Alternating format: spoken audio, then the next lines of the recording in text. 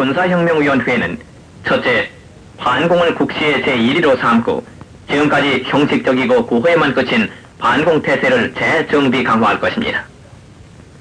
둘째, 유엔 헌장을 준수하고 국제협약을 충실히 이행할 것이며 미국을 위시한 자유우방과 유대를 더욱 공고히 할 것입니다. 셋째, 이 나라 사회의 모든 부패와 구악을 일소하고 퇴폐한 국민 도의와 민족 정기를 다시 바로잡기 위하여 청신한 기풍을 진작할 것입니다. 넷째, 절망과 기아손상에서 허덕이는 민생고를 시급히 해결하고 국가 자주경제 재건의 총력을 경주할 것입니다. 다섯째, 민족적 수건인 국토 통일을 위하여 공산주의와 대결할 수 있는 실력 배양에 전력을 집중할 것입니다.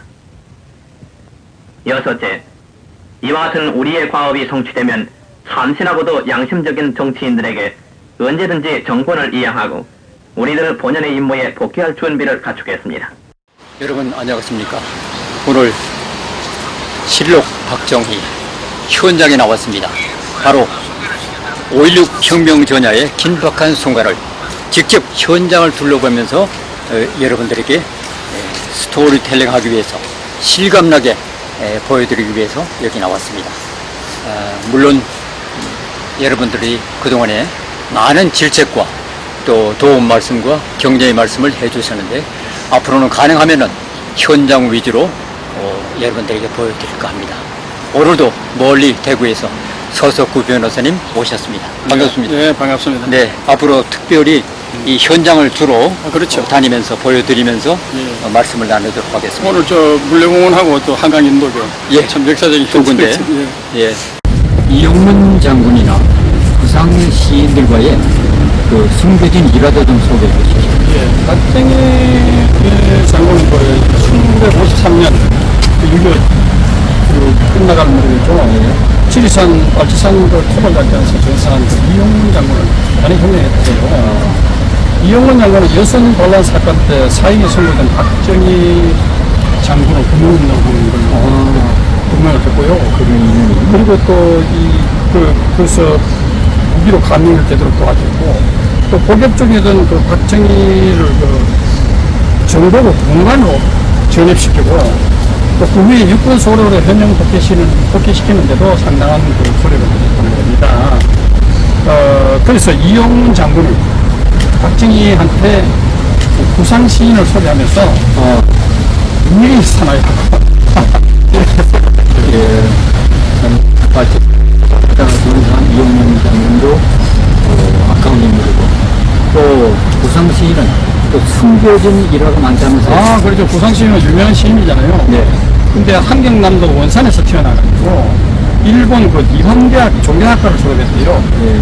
그리고 1941년에 귀국해가 한흥에 북선매일신문 기자로 일하다가 문화활동을 하니까 네. 북한에서 야 너 부르자지다. 그리고 이게 퇴폐들이다. 이렇게 트집을 잡아가지고 반역사적 반동군자들이 나기를 찍었어요. 그러니까 북한에 있다가는 가져가면 생업도 안 될 뿐만 아니라 본인의 생명 안전도 보장할 수 없으니까 안 되겠다 해서 한국에 와가지고 문화활동하고 문해지도 내고 하면서 또 승리일보 6.25가 터지니까 승리일보 하다가 6.25 승리해야 되잖아요. 승리일보 주관이 됐어요. 예. 대단한 역할을 한 거 아닙니까? 그리고 이 서정교 등 어려운 문인들을 서정교도 유명한 시인 아닙니까? 그리고 일사후퇴 때 월남한 북한 문인들에게 승리일보 기다증을 줘가지고 먹고 살게 됐다는 거예요. 그리고 박정희 대통령하고는, 장군하고는 막걸리 친구였어요. 막걸리 친구였고, 조지현 씨는 나중에는 박정희께 비판적이었지만, 오히려 저녁에는 박정희 열변에 공감했습니다. 그리고 심지어 장기훈하도요. 예. 나중에는 정의가 달랐지만 처음에는 오히려 경향을 지지했던 거예요. 그러니까 이만큼 5.16 혁명은 우리 역사에 대단한 인물들이 다 거기에 동조를 했던 것이죠. 그만큼 한국 사회가 불안했고 혼란스러웠다 그런 걸 좀 알 수 있는데 고병학교 부병소 출신 아닙니까, 박근혜 그렇죠. 예, 예. 대통령이. 학생 시절 그 실력, 또 현장 감독도 탁월했다는. 그래요. 그래서 고등학교 시절에 교관을 불러가지고 가요광도 하고 해가지고 졸업할 때 2등으로 들어갔대요. 대단했어요. 만정부 부원이 1등, 1964 삼성, 고등학교에서 또 2등. 박정희도 뭔가 천재예요. 고등학교 때 그리고 보니까. 그렇죠. 대구 사범도 천재나 들어가는 학교 아닙니까? 그리고 박정희는 그 오정석 장군이 있어요. 이분이 박정희를 롤모델로 할 정도로, 그러니까 박정희는 명령은 5%, 확인과 감독이 95%, 현장에 해라 이런. 그냥 전화질은 하고 명령이나 하고 이렇게 하지 말고 현장 확인 감독하다. 이 95%가 돼야 되는데 명령은 5%가 될 거가 돼야 돼. 그래서 이걸 명심했다는 거죠. 그리고 이런 투철한 군인 정신이 결국은 오히려 혁명 과정 전 과정에서 다 들어갑니다. 그리고 박정희가 현역으로 복귀한 것은 사실인데, 전투부대 지휘관, 5 사단장으로 임명된 비화, 그것도 상당히 궁금하거든요. 그렇죠. 근데 장도영 장군이요. 예. 참 박정희를 잘 알거든요. 그래서 육군 참모총장에게 그 박정희를 5사단장에 그 임명되도록 추천한 게 바로 장도영 장군입니다. 박정희가 그 여성 반란 사건을 이렇게 했지만은 그 좌파의 전모를 밝혀가지고 오히려 이 좌파를 숙청하는데 큰 도움을 준 박정희를 아주 좋게 봤고, 예. 또 만주군관학교나 일본 육사를 나와가지고 이 군 실력이나 지휘관의 이 기질이 아주 탁월하다고 느꼈기 때문에, 네. 그래서 장도영 장군이 육군 참모총장에게 이분을 5사단에 추천합니다. 그래서 혁명실기라는 이 숨겨진 자료에 의하면 박정희 장군은 오직 악에 때묻지 않는 순수한 우리 애국애조한 청년 당교들이 단결해가지고 나라를 구해야 된다. 그리고 마지막으로 군수성에서 우리를 주시하고 있지만은 모든 책임은 내가 질 테니까 여러분들은 걱정하지 말아요.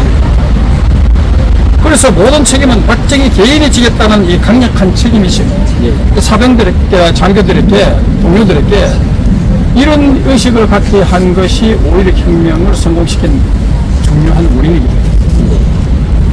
그리고 박정희는 5.16 군사혁명을 할 때 김종필이 결국 그 혁명 공약이라든지 기타 차차차차 그 점령을 나가면서의 그 서류들, 그것을 준비를 했다 하는데, 다 준비됐는데 혁명 공약 6항을 박정희 대통령이 추가했다는데 사실입니까? 그렇죠.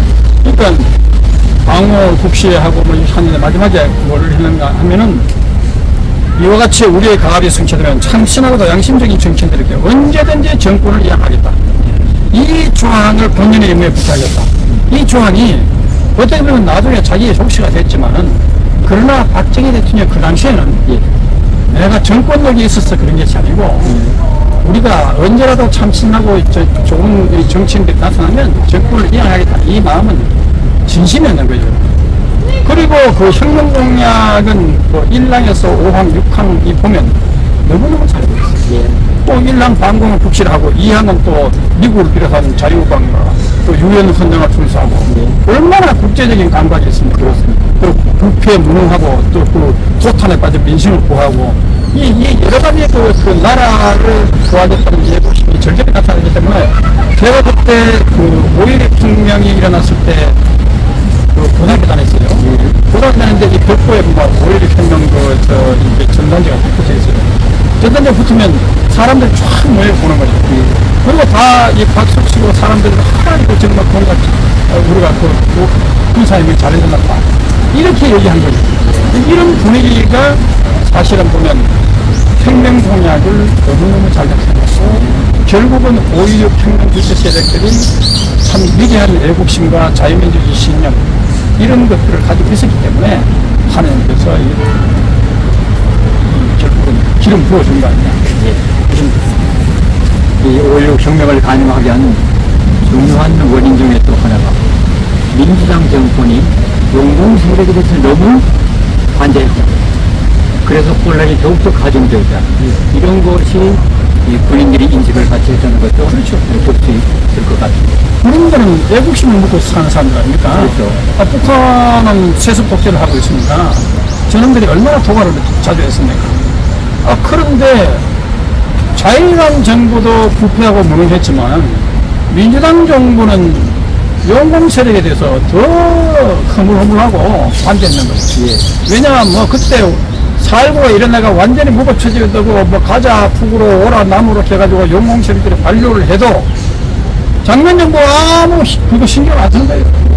그리고 그렇게 무질서한 데모가 나고 난리 그 사회가 무질서하고 그리고 그 전에 우리가 그 소개했을 때 조선일보 사설을 보냈잖아요. 그 당시에 경제도 민생도 과거보다 더 도탄에 빠졌다고 했잖아요. 그리고 행정관료 행정도 더 악화됐다고 했잖아요. 그러니까 아니 민주당 정부가 4.19 혁명으로 열매를 따먹은 정권인데 정권이 더 나아져야 되는데 더 나빠지니까 영웅 세력에도 너무 관대하고 하니까 특히 군인은 방공이 씨 투철하잖아요. 그때 이 영웅 세력이 나라를 마친다는 걸 명심해야 되고 그래서 우리 국민들도 과거 박정희 정권 때 영웅 경영 세력이 관료해가지고 그걸 강력하게 대처하기 위해서 오히려 국민당과 같이 우리도 오늘날 5.16 박정희 정신을 본받아가지고 투철한 방공기식 가지고 이 민노총과 같은 영웅 세력에 대해서 강력히 대처해야 됩니다. 그래서 윤석열 정부가 민노총에 맞서수색한다는 거야. 이런 걸 참 잘한 것이죠. 결국 영웅 세력의 단호한 5.16 박정희 정신이 오늘에도 과거의 흠이 아니라 살아 숨쉬는 산교훈이 되고 있다. 이렇게 봐야 됩니다. 그렇습니다. 그래서 우리가 결국은 5.16 혁명 당시에 그 박정희 정신, 또 우리 윤석열 대통령도 자기 박정희 정신을 본받겠다고 했지 않습니까? 영웅실과 대결해서 윤석열 정부도 지켜주는 것이 박정희 정신의 연장이라고 볼 수 있습니다. 그런데 제가 며칠 전에 대구에서 박정희 정신 개선 사태를 발표한 이후에 6월 27일 박정희와 막걸리 한 잔이라는 이런 모임을 가졌어요. 그러니까 박정희 대통령이 워낙 막걸리를 좋아하니까 서민기 대통령이니까 그리고 그 활동 보고 하는데 보니까 앞으로 박정희 대로 그리고 박정희 기념관 그리고 박정희 동산 이것을 이제 대구에 세웁니다. 이런 각종 추진위원회가 이제 그쪽에 되고 대구 경북의 박정희 정신을 계승하는 하나의 그 센터 역할을 하게 되는 그런 셈이죠. 미국에도 미주본부의 대표가 되는 김혜청 박사님이 비롯해가 미주본부에서도 박정희 정신 계승을 위한 활발한 사업을 지금 전개하고 있어요. 미국 내에서. 그러니까 아까 얘기했지만은 제프리 삭스가 저 100년 이후가 되면 하느님 다음으로 세계에서 가장 존경하는 인물이 박정희 될 것이다. 이런 활동을 통해서 결국은 그날이 올 것을 생각해요. 참 박정희 정신이 미주에까지 이미 뻗어나가 글로벌하게 확산되었으면 하는 바람입니다.